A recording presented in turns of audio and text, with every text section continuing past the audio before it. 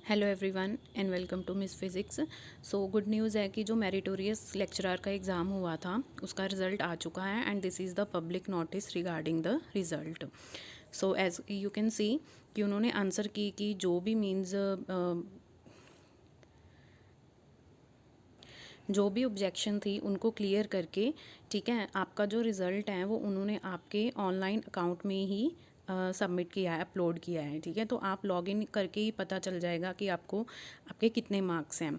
तो अभी हम रिज़ल्ट चेक कर लेते हैं। So this is the list of the candidates for the scrutiny of meritorious lecturers and DPE। तो ये लिस्ट में उन्होंने सारा आपको मेंशन किया हुआ है, ठीक है, कि किसको कब बुलाया गया है स्क्रूटनी के लिए। और ये लिस्ट है बायोलॉजी की। हम फिज़िक्स की लिस्ट पे एक नज़र डालते हैं। देखिए फ़िज़िक्स की जो मैक्सिमम कट ऑफ गई है,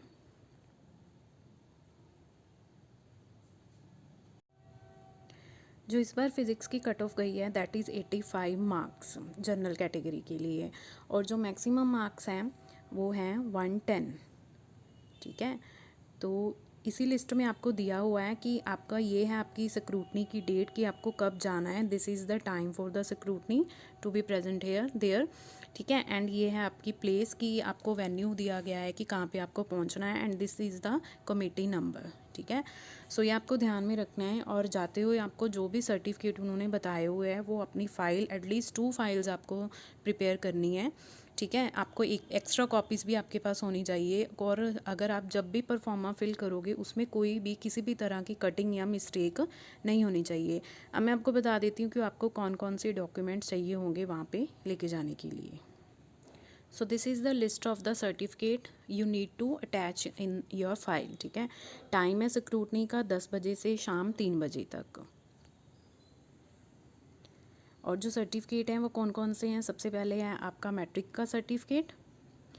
ठीक है, और ये हो जाता है आपका डीएमसी है और सर्टिफिकेट एक ही होता है मैट्रिक्स का, तो आपको मैट्रिक का वो आपको एक ही लगाना है। दूसरा है ग्रेजुएशन की डीएमसी एंड डिग्री। थर्ड है एमए और एमएससी की जो आपकी पोस्ट ग्रेजुएशन की डीएमसी होंगे और डिग्री होगी। नेक्स्ट जो होगा आपका बीएड का सर्टिफिकेट और बीएड की डिग्री जो आपको लगानी है। Next fifth certificate is category certificate and the sixth one is domicile certificate.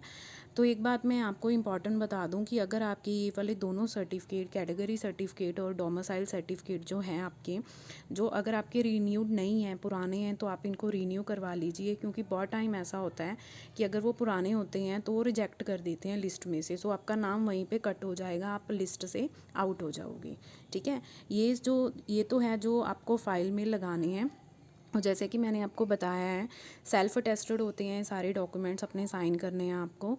और आपको मिनिमम 3 फाइल्स तो प्रिपेयर करनी चाहिए। एक आप फिल करके ले जाना, अगर उस टाइम वहाँ पे उन्होंने कहा 2 फाइल्स तो चाहिए होती हैं। ठीक है, तीसरी क्या है कि आप सर्टिफिकेट, जितने भी सर्टिफिकेट होंगे आपके वो आप उनकी कॉपी करवा के ले जाना। और सर्टिफिकेट फिल करते हुए कोई भी गलती नहीं होनी चाहिए।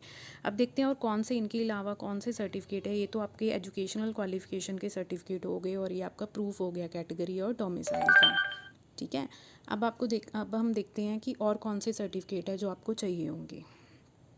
So next certificate is self declaration form for educational qualification. ठीक है, सो ये आपका सेल्फ डिक्लेरेशन फॉर्म है। यहाँ आप एक पिक लगाओगे अपनी। ठीक है, वो भी आपकी जो सेल्फ अटेस्टेड होगी।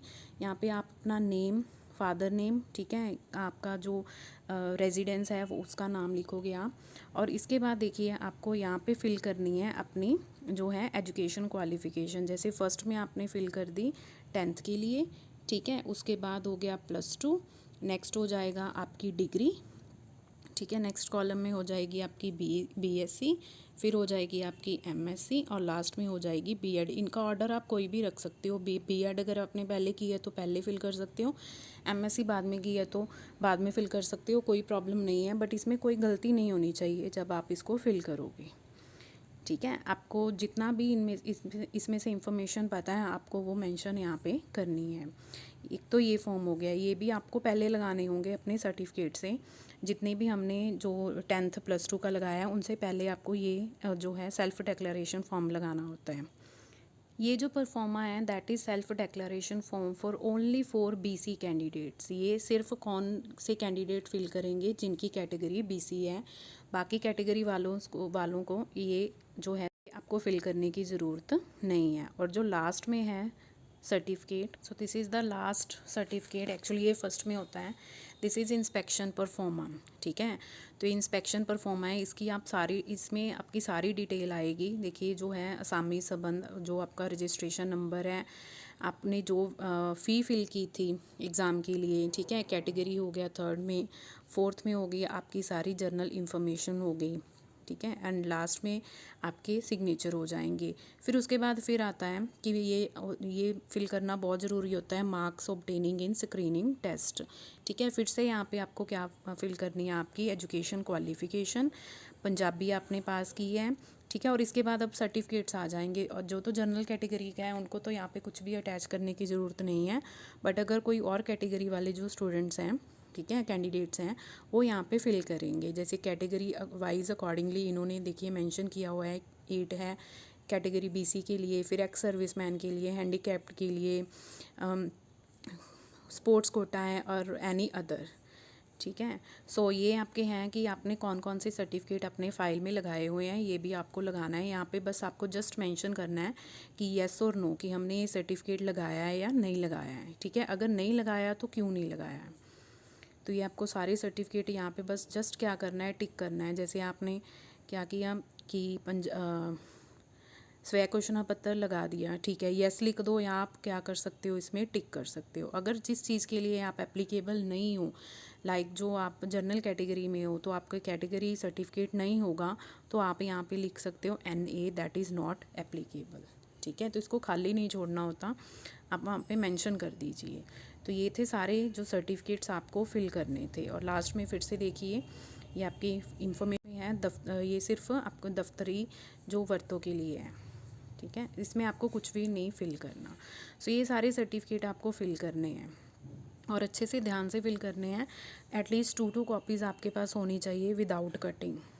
और सबसे मेन पॉइंट जो है कि जो सर्टिफिकेट है आपके रीन्यूड होने चाहिए, लाइक जो आपका कैटेगरी सर्टिफिकेट है या फिर डोमिसाइल है, वो आपका रीन्यूड होना चाहिए। अभी जैसे 3 को उन्होंने बुलाया है, आज फर्स्ट है, तो कल में अगर हो सकता है, अगर आपका पुराना है तो आप चेंज करवा सकते हो, उसको रीन्यू करवा सकते हो। एंड इम्पॉर्टेंट पॉइंट कि जितने भी आप सर्टिफिकेट लगाओगे उसकी ओरिजिनल आपके पास होनी चाहिए। अगर एक पॉइंट भी आपका कम हो गया, वहाँ पे कोई सर्टिफिकेट आपका नहीं मिला, तो उसी टाइम आपकी जो सिलेक्शन है वो कैंसिल हो जाएगी वहाँ पे। ठीक है, तो इसीलिए हमें पता है कि ये ज़्यादा कैंडिडेट्स को क्यों बुलाते हैं, क्योंकि कई बार जो सर्टिफिकेट्स में हैं उनमें क्या हो जाती है, कुछ दिक्कत आ जाती है। Okay, so again congratulations who get selected. Thank you.